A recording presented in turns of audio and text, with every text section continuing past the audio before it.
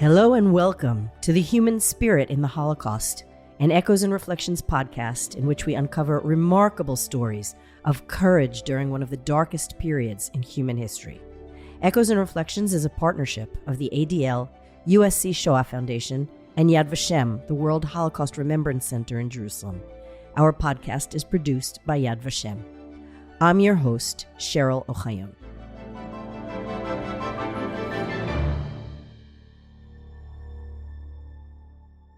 My mother and I, we went to Auschwitz.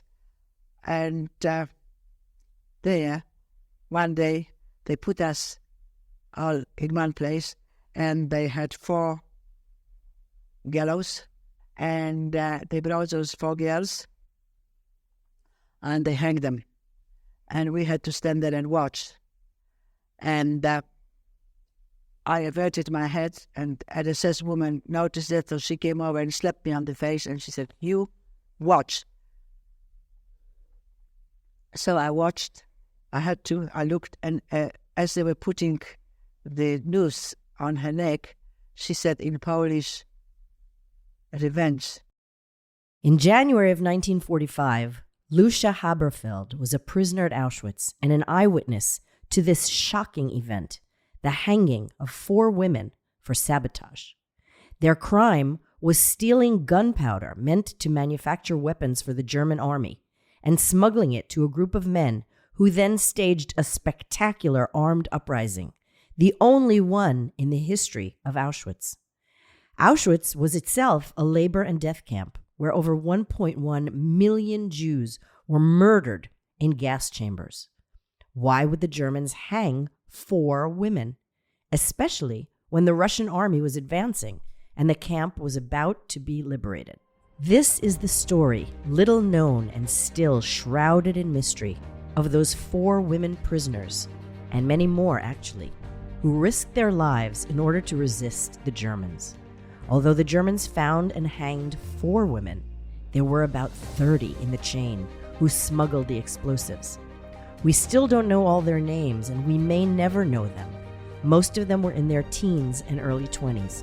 Their story is an inspirational story of the will to fight back, made even more extraordinary by the fact that it happened in a death camp.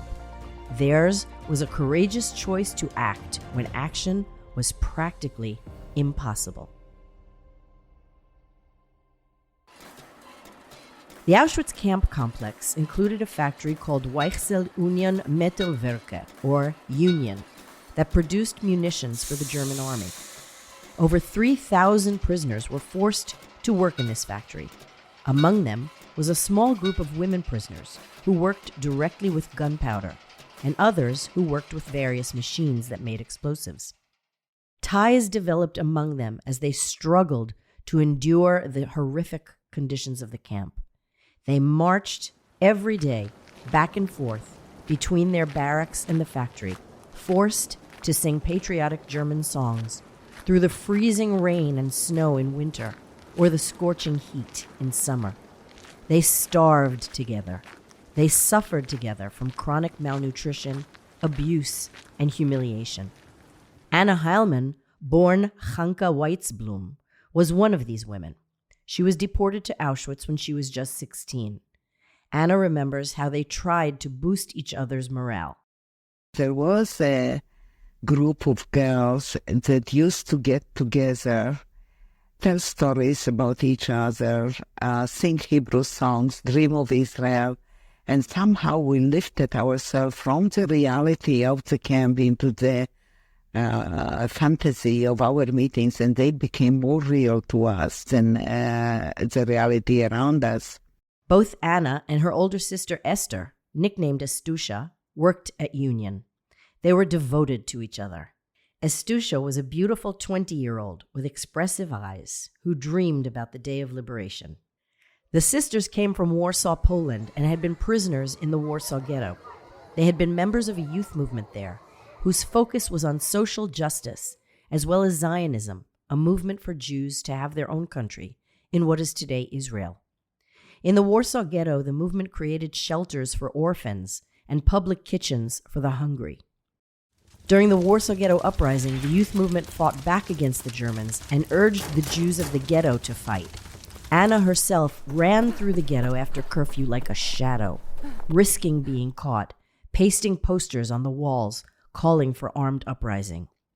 Among most prisoners of Auschwitz, the Warsaw Ghetto Uprising was as yet unknown, so Anna's and Astusha's descriptions of the uprising electrified their friends. It was unthinkable. The Jews had actually taken the Germans by surprise, resisting them valiantly for an entire month. As Anna said, I don't think that it was a question at that point of Jews fighting Germans. It was us not going without resistance. Then this felt very good and very frightening at the same time. if it was possible to resist the Germans in Warsaw, was it possible to resist them in Auschwitz? Talk of the uprising, combined with news from outside the camp, led Anna and the young women to a kind of light bulb moment. There were also news. I remember there was a Yugoslavian girl among us, and she seemed to have the news from outside. There was always a way to know. We knew what was going on outside. We knew certainly when the Germans were beginning to lose the war, and this was, of course, for us great news. So we knew what was going on, and in this particular group, we also learned that the war is coming to an end. This had to be in beginning of 1944. We learned that the Polish partisans from the outside and the underground in the inside are preparing a revolt. And that the Germans are, when the Germans are losing, they are going to rebel against it. We started to think, well, what can we do in order to help? We have access to the gunpowder, and we can start smuggling the gunpowder. As workers in a munitions factory, the women were closely guarded at every moment. If caught sabotaging production, they would be killed. And yet, one recruited the other. Eugenie Langer remembered that Regina Safferstein, who was in charge of the women in the gunpowder room, rallied them, saying, "Girls, we have to organize gunpowder for a planned uprising." Mala Weinstein remembered that Alla Gardner, who worked in the office at Union, encouraged her as a way to avenge the deaths of her sisters murdered at Auschwitz. Rose Meth remembered that Astusha told her, "It depends upon us. We can do this." Rose agreed immediately because it gave her a way to fight back. The women took a huge risk by stealing gunpowder. The Germans weighed it, counted the fuses the women had to fill, and then tested those fuses to make sure they exploded. If production was off, or if the fuses didn't work, the Germans would know there was stealing going on. So the women had to sneak the gunpowder out invisibly, grain by grain, under the noses of their guards. In one day, 3 women could collect less than 2 teaspoons of gunpowder. It was also incredibly dangerous to smuggle the gunpowder out of the isolated gunpowder room, since every woman who worked there was searched. Astusha, whose workstation was next to the door of the room, collected the explosives but could not leave the room with them. So Anna came up with a creative strategy. I used to take 2 little metal boxes that were used for garbage and walk around as if I was, doing something. And eventually I used to take these 2 boxes to my sister.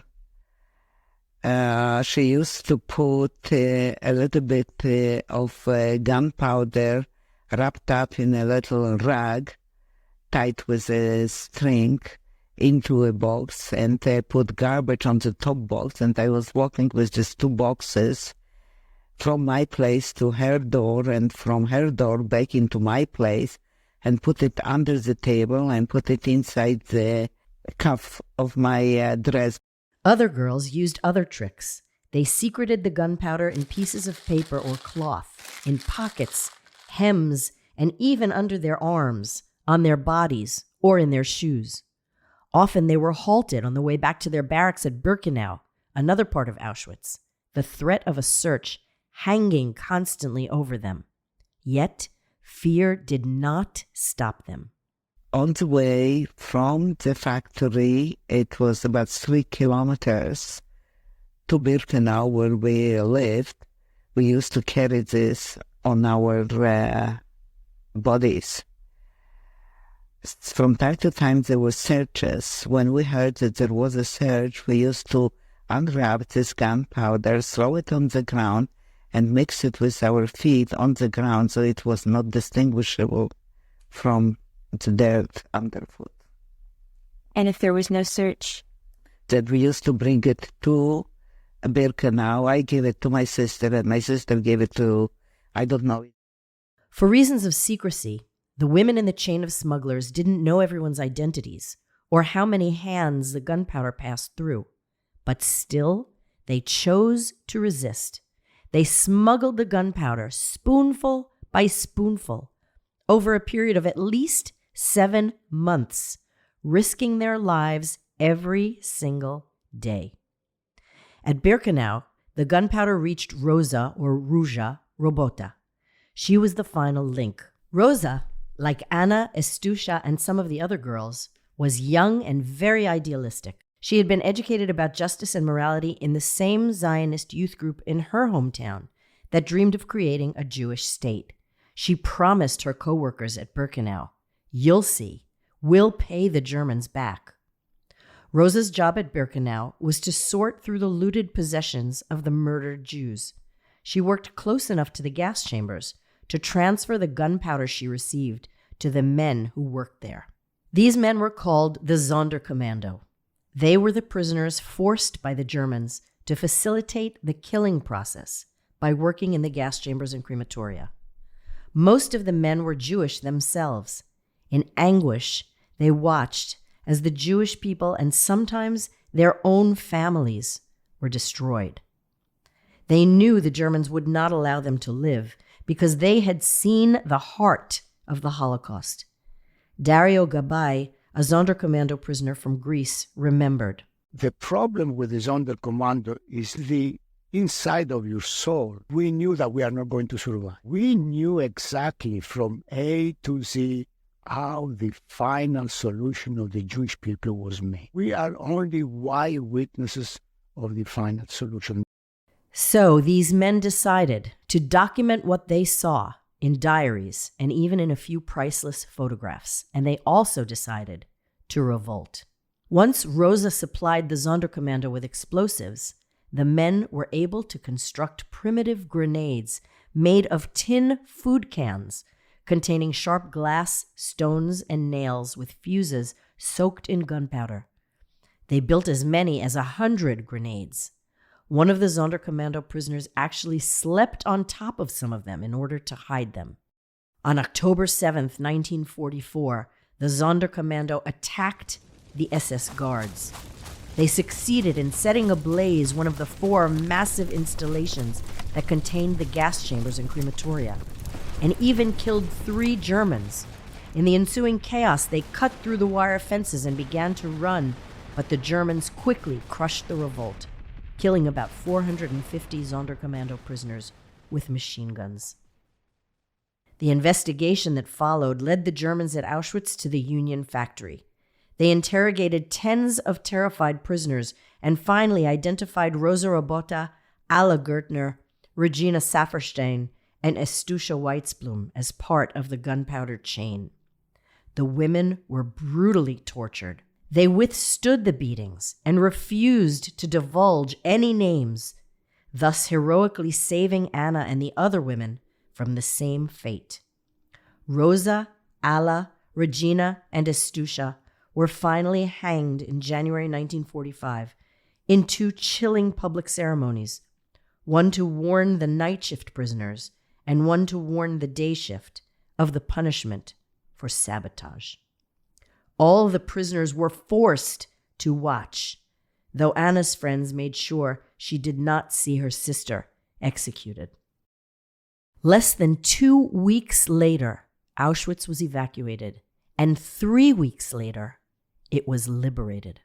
The Sonderkommando revolt is still celebrated as the only armed revolt in the history of Auschwitz.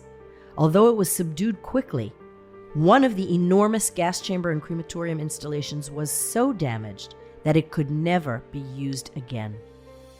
As for the young women, their astonishing story of resistance is still relatively unknown. If you are inspired by their incredible courage, share it. Every time you do, you honor them and defeat the myth that Jews did not fight back. That is a remarkable thing.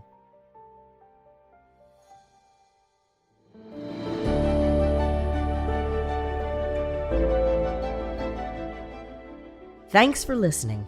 For more podcasts about the human spirit and the Holocaust, please see the Echoes and Reflections website at echoesandreflections.org. For more information on the women discussed here, you can find testimonies by and about them among the thousands in the USC Shoah Foundation Visual History Archive. Special thanks to Justine Manson.